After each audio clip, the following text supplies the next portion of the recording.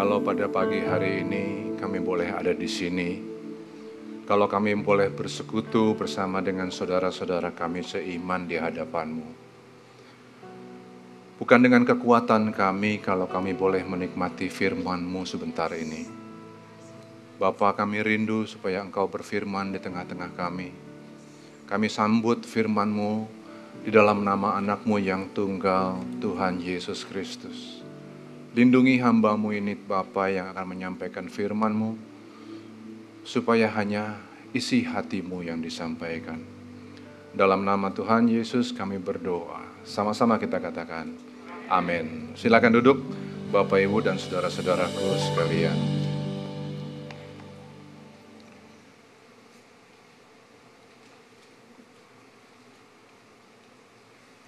Masih bicara tentang waktu. Pagi ini saya menyampaikan firman Tuhan yang dikasih judul Indah pada waktunya. Pada saat Allah mencipta waktu, Ia berfirman, jadilah benda-benda penerang pada cakrawala untuk memisahkan siang dari malam. Biarlah benda-benda penerang itu menjadi tanda yang menunjukkan masa-masa yang tetap dan hari-hari dan tahun-tahun. Kejadian 1, ayatnya yang ke-14.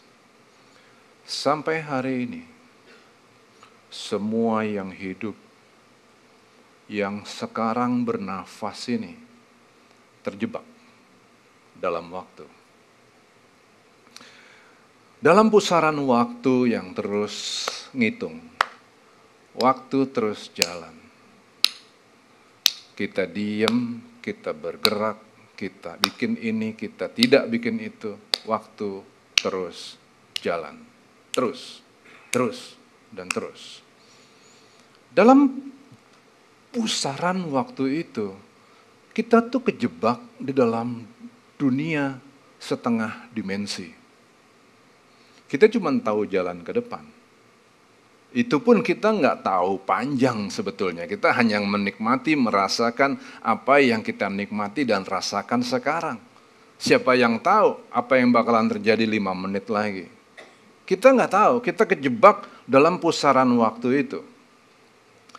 Tapi dalam pusaran waktu di mana kita terjebak itu, sering banget orang play God. Merasa dirinya seolah-olah mereka tahu, seolah-olah mereka ngerti benar akan ada apa di depan sana.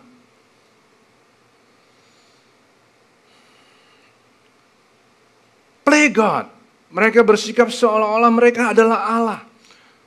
Padahal pengetahuan kita sangat terbatas. Waktu yang kita tahu juga cuma saat ini. Dan kita terpaksa jalan ke depan karena kita kejebak. Nah, contoh ketika kita bicara tentang keindahan. Apa sih keindahan itu? Apa indah itu apa? Selain WL kita. Tapi indah itu apa sih? Keindahan, kalau kita bicara keindahan, maka banyak orang yang berpikir yang namanya indah adalah ketika mereka nemuin kebahagiaan. Indah pasti bahagia. Keindahan adalah suatu kondisi nyaman tanpa masalah. Keindahan adalah kondisi yang nyenengin. Itu keindahan. Jadi untuk mereka yang lagi dalam proses cari pasangan hidup, kalau di sini masih ada, kalau dalam proses cari pasangan hidup, keindahan adalah waktu mereka nemuin pasangan hidup yang cocok itu. Untuk mereka yang punya pasangan, maka keadaan indah adalah ketika punya anak, punya cucu, nggak ada masalah. Suami baik banget, istri baik banget, lovey-dovey. Indah. Kalau dikabarin bahwa tahun 2023 ini bakalan katanya resesi, bakalan banyak kesulitan, pengangguran, dan lain-lain. Maka orang bilang bahwa tahun 2023 ini tidak indah. Ketika harapan tentang keindahan itu nggak terjadi, di dalam pengertian kita yang pendek, yang simple, yang kita nggak tahu apa-apa, yang kejebak dalam setengah dimensi, yang timbul kenegatifan, kecurigaan, marah, curiga kepada diri sendiri, curiga kepada sesama, curiga kepada Tuhan bahkan. Negatif terus. Yang belum dapat pasangan, mereka akan pasang meme seperti ini. Negatif kan? Tapi lucu, tapi negatif kan? Nah, lu enak jelek, gua ganteng begini, gak punya pasangan. Lu jomblo gak apa-apa kalau gua. Kan jadi begitu tuh, negatif kan? Nyebelin gitu loh.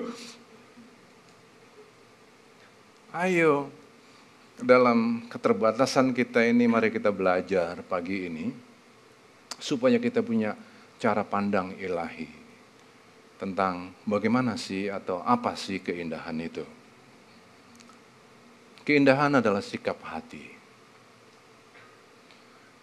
Ketika kita terjebak di dalam ruang waktu, ketika kita terjebak dengan kekurangan hikmat,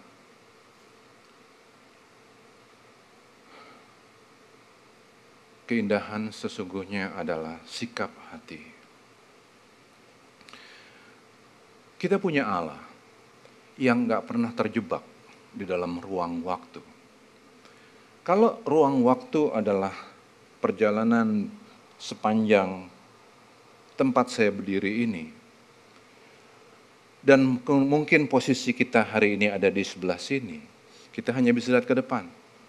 Tapi Allah, Dia bisa lihat ke belakang, Dia bisa lihat dari mana kita berasal, Dia bisa lihat dari samping, Dia bisa lihat dari atas tentang kehidupan kita, Dia bisa lihat dari bawah, Dia bisa lihat kemana Dia mau bawa.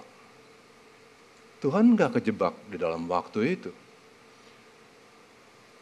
Tentang hikmat, otak kita cuma seberapa? Segini. Ada yang lebih besar, oke, mungkin ada otak kita yang gedenya segede gini. Tapi Allah punya hikmat yang sangat tidak terbatas.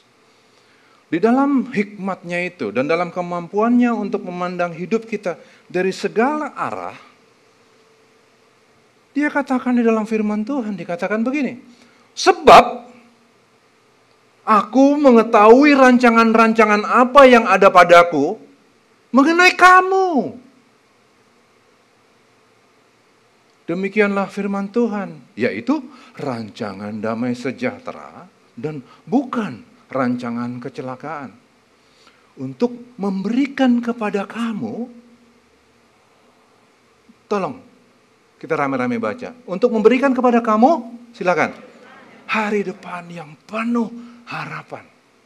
Karena itu, jangan memandang keindahan sekedar sebagai suatu keadaan nyaman.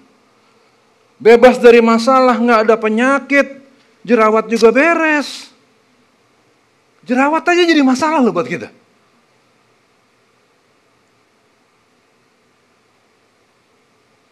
Enggak. Keindahan itu bisa di dalam bentuk macam-macam.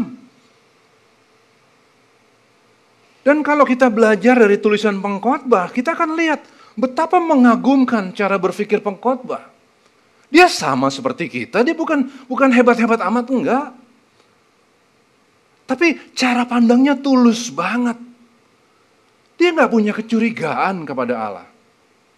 Sebaik apapun Allah, kalau ada kecurigaan di situ sedikit aja, yang asalnya dari pahit kita, marah kecewanya kita, kebaikan itu jadi enggak ada artinya. Kita bisa tahu bahwa Allah itu nggak punya rancangan kecelakaan. Berapa kali kita udah dengar firman ini? Udah sering. Tapi praktek hidupnya ini loh. Tuhan, banyak banget problemku. Nah ini yang bikin orang jadi kecewa. Dan akhirnya, Tuhan ada nggak sih? Seperti Israel. Israel juga akhirnya dengan kecewa ditanya, adakah Tuhan di antara kita atau tidak? Pengkhotbah nggak model begitu. Dia sama seperti kita, tapi dia tulus banget. Dia nulis tentang keindahan. Luar biasa. Dia tulis begini, untuk segala sesuatu ada masanya. Untuk apapun di bawah langit ada waktunya, kata pengkhotbah. Ada waktu untuk lahir, itu indah. Indah banget. Kelahiran orang pasti happy. Ada waktunya untuk lahir, tapi ada waktunya untuk meninggal. Nah, ketika meninggal dan kita terjebak dalam situasi waktu dan hikmat yang kurang itu, di sini sering timbul slack. Kenapa meninggal? Kenapa sekarang? Why God? Why? Nah, begitu timbul kenapa? Rusak hubungan yang manis dengan Allah itu. Meninggal juga indah. Ada waktu untuk menanam, ada waktu untuk mencabut yang ditanam. Ada waktu untuk membunuh. Ada waktu untuk merombak, ada waktu untuk membangun. Ada waktu untuk menyobek, ada waktu untuk menjahit. Ada waktu untuk berdiam diri, itu pun indah. Tapi ada waktu untuk bicara, itu pun indah. Ada waktu untuk mengasihi, tapi ada waktu juga untuk membenci. Bagaimanapun kita bisa ketemu dalam suatu konflik. Ketika kita ketemu dalam suatu konflik, orang beriman gak bisa terus langsung kayak seolah-olah robot, gak ada perasaan. Enggak. Boleh aja marah. It's okay. Tapi ketika kita marah, turunin lampu. Jangan terus-terusan dong, pelan-pelan dong. Kita turunin. Jangan terus-terusan marah, jangan terus-terusan benci. Itu kuncinya. Tapi membenci pun bisa indah. Asalkan di-manage. Nah, cara pandang seperti ini kan bagus. Cara pandang pengkhotbah ini positif sekali. Ini cara pandang ilahi. Dia memandang bahwa di dalam segala musim kehidupan kita itu, baik waktu kita ketemu, waktu kita berpisah, waktu kita marah, waktu kita baik, semuanya indah. Di grup musik ini kami juga punya masalah. Saya punya kesedihan karena Sam bulan Januari bakalan nggak melayani kita lagi, walaupun Sam akan tetap ada di antara jemaat sama istri dan anak-anaknya supaya dia punya waktu untuk bawa istri dan anaknya beribadah dengerin firman Tuhan. Sekarang karena sibuk pelayanan nggak bisa. Tapi rasanya, my brother, I love you. Tapi ingat dong ini, ada waktunya untuk kita ketemu, ada waktunya untuk kita kepisah. Ketika terpisah jangan ada prasangka di antara kita. Rileks saja. Justru ketika kita rileks, ketika kita bisa nerima keadaan kita, lain kali kita main lagi bareng. So what? Kalau ada prasangka di tengah-tengahnya, rusak segala sesuatu. Rusak, asli rusak. Jadi keindahan adalah bagaimana kita bisa memaknai hidup ini dan memaknai negativitas yang kita harus alami dengan perbuatan yang nyata. Siapa sih yang di antara kita nggak ngerasain negativitas tantangan hidup? Siapa yang nggak? Tapi ketika kita memaknai itu dengan rileks, dengan tenang, dengan positif, dengan kasih, di dalam tuntunan Roh Kudus, nggak masalah. Perbuatan yang nyata. Perbuatan yang masang senyum di bibir kita. Juga perbuatan yang membuat orang lain tersenyum. Itu keindahan.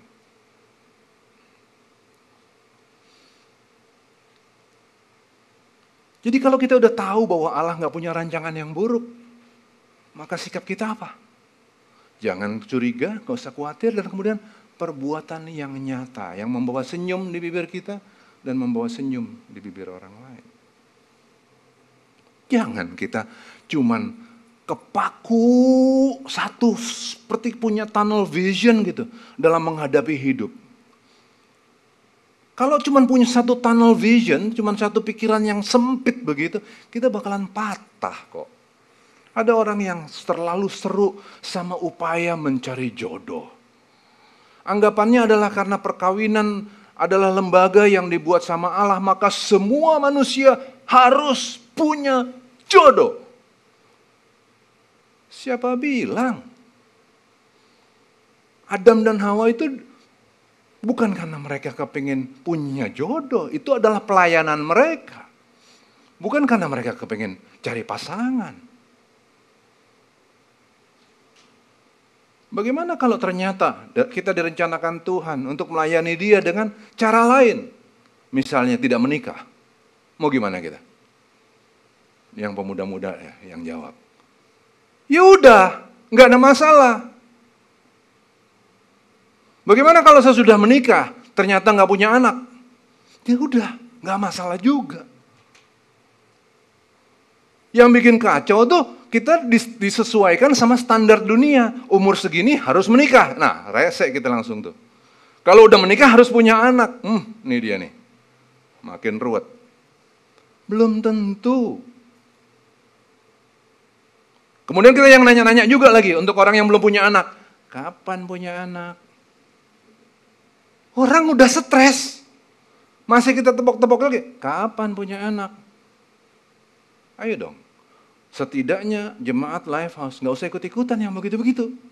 Karena nggak semua orang dipercaya untuk bisa punya anak. Dalam suatu pengalaman, ada satu keluarga yang dekat sama kami. Kepingin banget punya anak. Nggak bisa. Akhirnya angkat anak. Udah angkat anak, adopsi anak, bagus sih.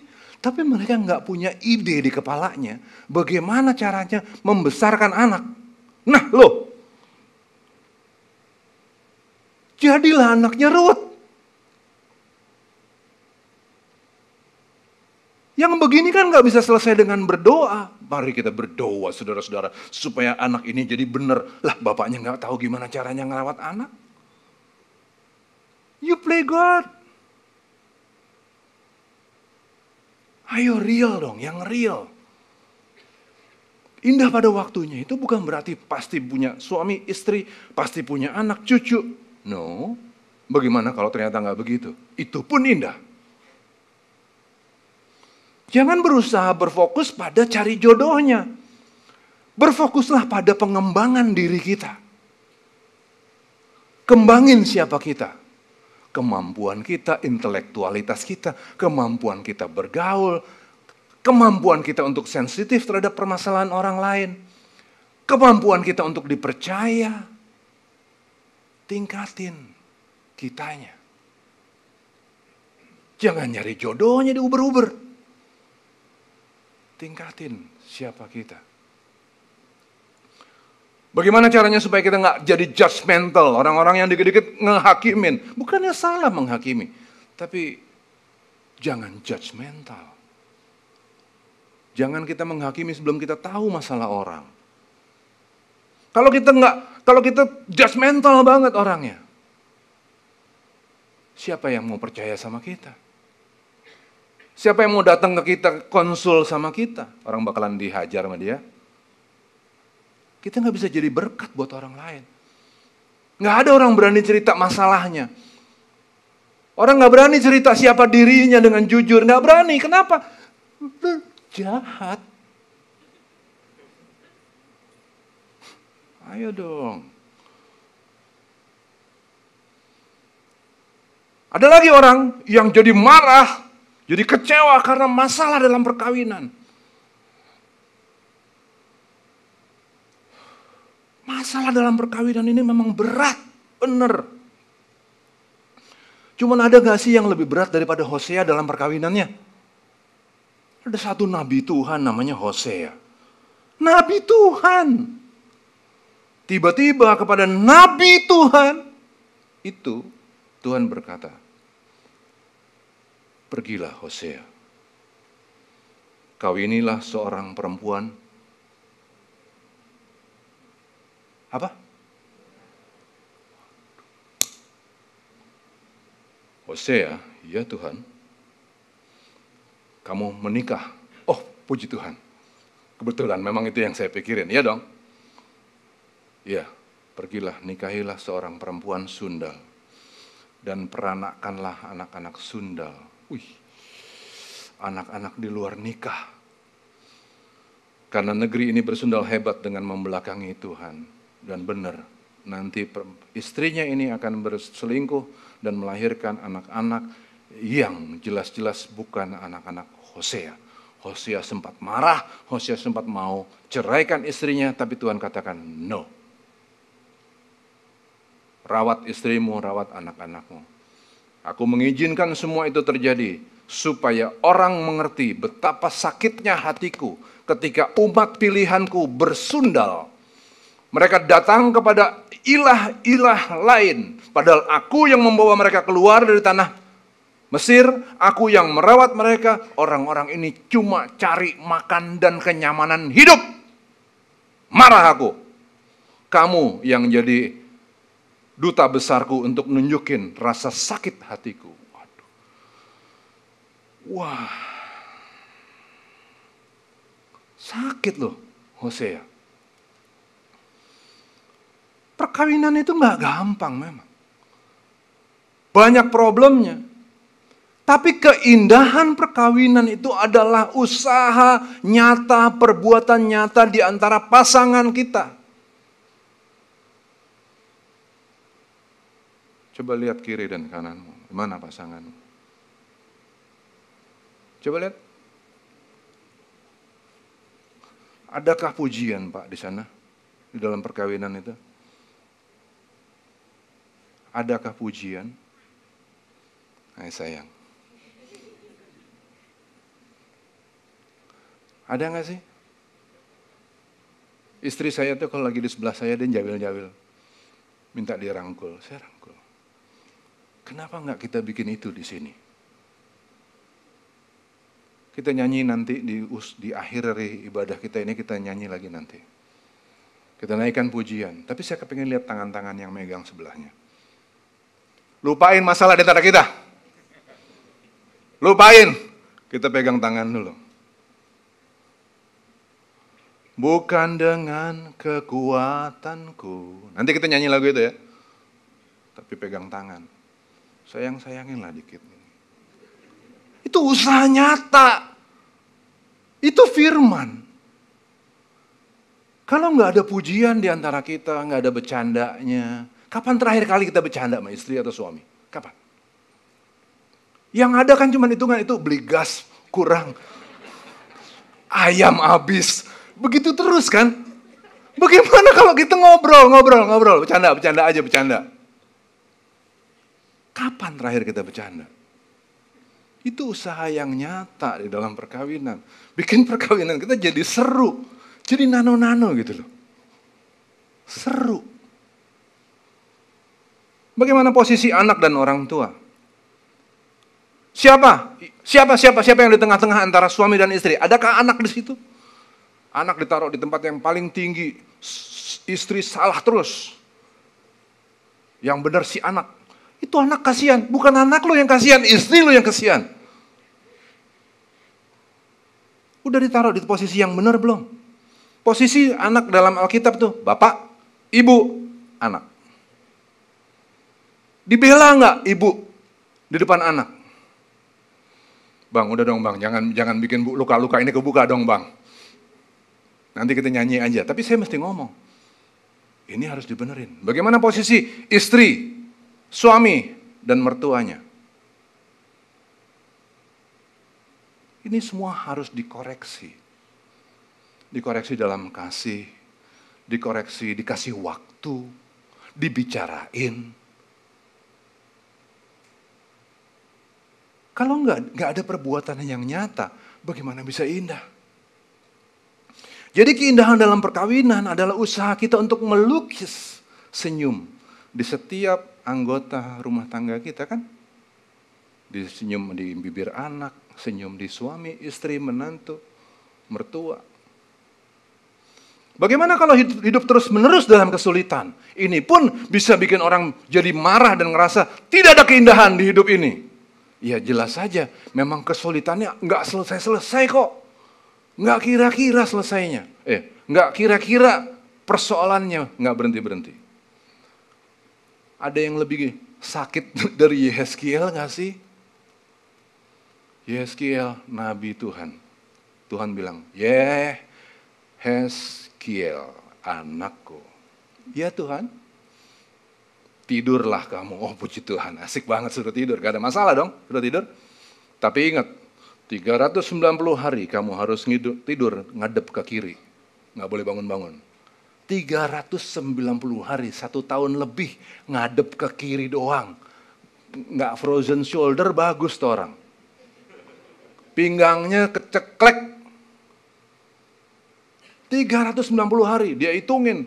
379, 80, 88, 89, 90. Yeah. Yehezkiel balik ngadep kanan. Tidur selama 90 hari, mati nggak? Nggak selesai-selesai problemnya. Kalaupun dia bangun, dia boleh makan roti yang dibuat dari jelai dan lain-lain, tapi dibakar di atas kotoran manusia. Yang kira-kira dong, problem kok begitu-gitu amat, masa makanan dibakar di atas kotoran manusia untuk nabi Tuhan? Tuhan, aku nggak pernah menajiskan diriku, katanya. Bagaimana aku bisa membuat makanan di atas kotoran manusia? Oh fine, oke. Kalau nggak mau di atas kotoran manusia, bakarlah di atas kotoran lembu. Tetep aja loh. Tapi Yehezkiel toh nurut. Ya udah. Kesulitan pun indah pada waktunya. Dia nurut. Jadi anak Tuhan yang benar nggak menghargai kehidupannya lewat keindahan manusia normal kok. Boleh aja kita punya banyak masalah dan ujungnya mati juga kita. It's okay. Tapi ya udah, ketika kita menghadapinya itu dengan upaya sungguh-sungguh membuat senyum di bibir kita dan membuat senyum di bibir orang lain. Sungguh-sungguh kita bikin itu. Padahal kita sendiri lemah. Padahal kita sendiri capek. Itulah keindahan itu.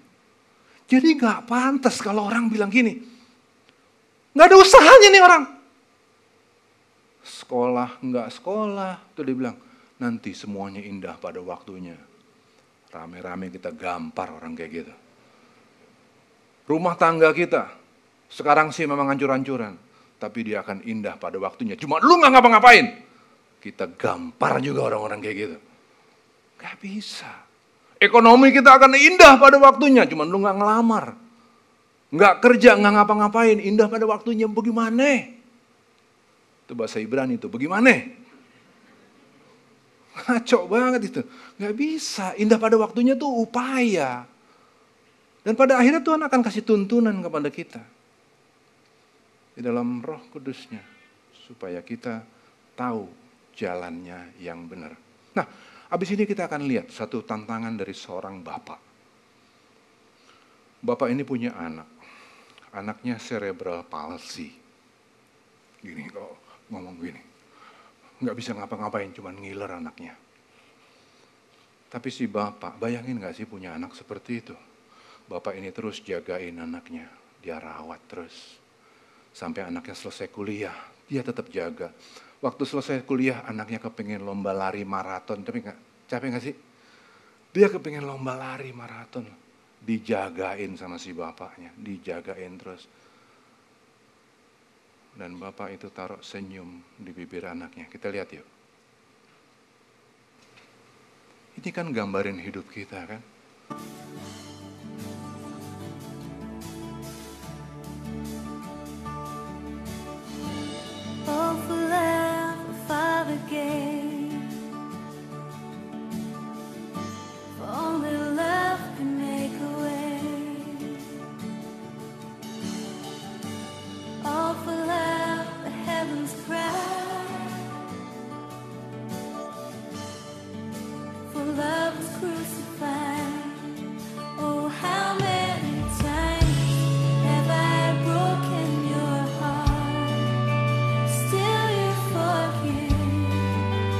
Only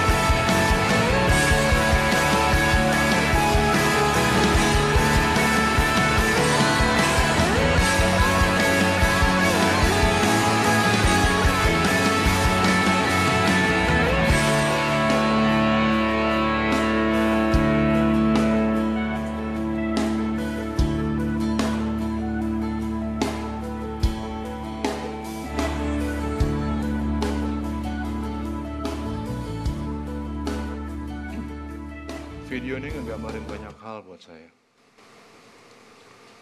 Luar biasa. Bapak itu naruh senyum di bibirnya anaknya kan. Lihat nggak tadi?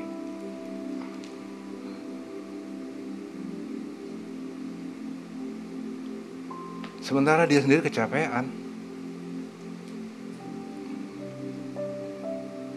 Dia harus berenang. Dia harus dorong anaknya, dia harus gendong anaknya. Tapi dia kerjain. Di sisi lain, sadar gak sih? Di depan Tuhan, kita ini cerebral palsy. Hebat banget gak sih kita ini? Gak ada hebat-hebatnya. Tapi dia dorong kita. Dia jagain kita. Memang dia sering bikin kita lewat jalan-jalan yang rasanya penuh duri, susah, dan lain-lain. Tapi He is there. Dia lari, dia dorong kita.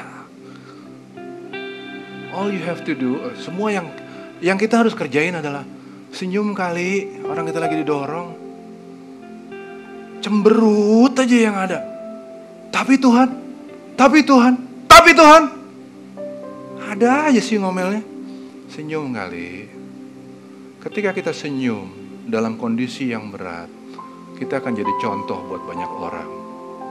Orang akan tersenyum karena kita. Yuk, semuanya akan indah pada waktunya. Kita gak sanggup sih ngerasain persoalan-persoalan hidup tuh, kita gak sanggup. Tapi dengan Dia yang ngasih kita kekuatan, kita akan mampu.